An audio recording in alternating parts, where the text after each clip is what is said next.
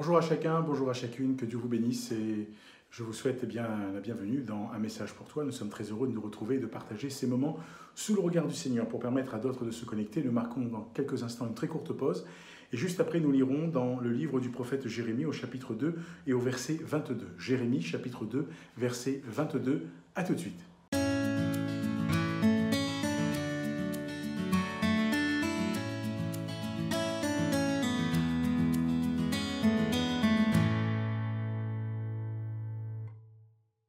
Nous poursuivons notre partage de ce jour et nous saluons maintenant tous ceux et toutes celles qui nous ont rejoints.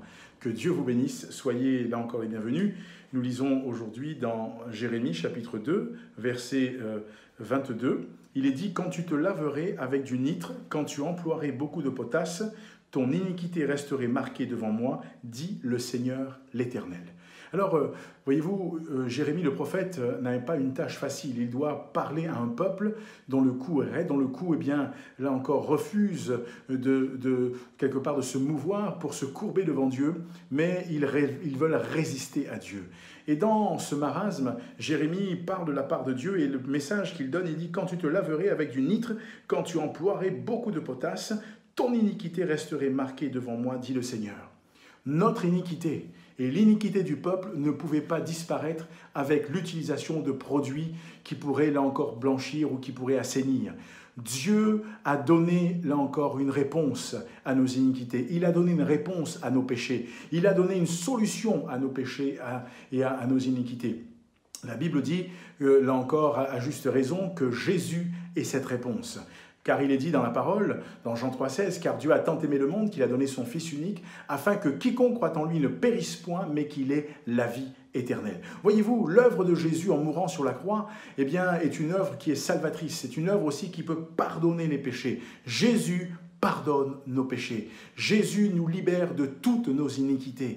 Il est celui qui nous affranchit du péché. Et il nous permet, eh bien, alors que nous avons fait cette démarche, au fur et à mesure que nous avançons, lorsque nous commettons peut-être là un impair, de lui demander pardon, de nous tenir devant lui, de nous repentir et de lui dire « Seigneur, pardonne-nous » pour que nous puissions continuer, non pas avec un vêtement qui est sale, mais avec un vêtement qui a été blanchi, qui a été lavé, qui est blanc, plus blanc que neige, non pas avec, là encore, des produits, mais à cause du sang de Jésus.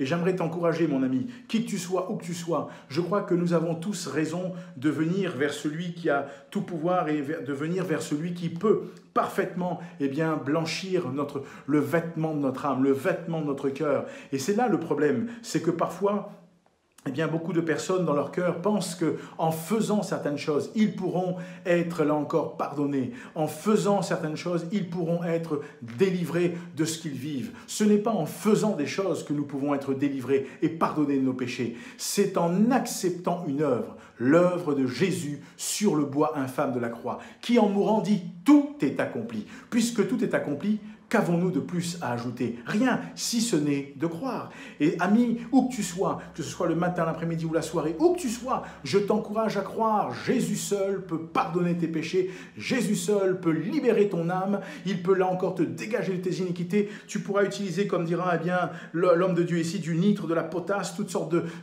là encore, de liquides qui peut exister pour blanchir, pour assainir. Ça ne fonctionne pas sur le péché. Ce qui fonctionne sur le péché, ce qui est, là encore, ce que Dieu a donné, c'est le sang de Jésus. Et j'aimerais te dire que le sang de Jésus qui a coulé à la croix est encore en mesure aujourd'hui, où que tu sois, de te libérer, de te pardonner, de t'affranchir parce que Jésus t'aime. Alors, je t'encourage à croire, je t'encourage à ouvrir ton cœur à ce Jésus, je t'encourage à l'inviter à venir dans ta vie, je t'encourage à ouvrir ton cœur pour mieux le connaître, pour le découvrir. Et pour cela, eh bien, fais une démarche simple, parle avec Jésus, parle avec ton Dieu, ouvre-lui ton cœur. Ne sois pas comme le peuple d'Israël qui lui refusait d'entendre, qui lui refusait d'écouter, qui lui avait fermé son cœur. Mais Dieu, là encore, ne va pas le laisser. Comme un marteau, eh bien, qui vient frapper un clou, Dieu va là encore, eh bien, venir avec son serviteur pour parler à ce peuple, pour parler parler à son cœur parce qu'il veut le gagner. Et j'aimerais te dire que Jésus t'aime. J'aimerais te dire que Jésus veut le meilleur pour ta vie et qu'il veut t'encourager. Alors que le Seigneur te garde, que le Seigneur te renouvelle et que le Seigneur t'accorde toute sa grâce.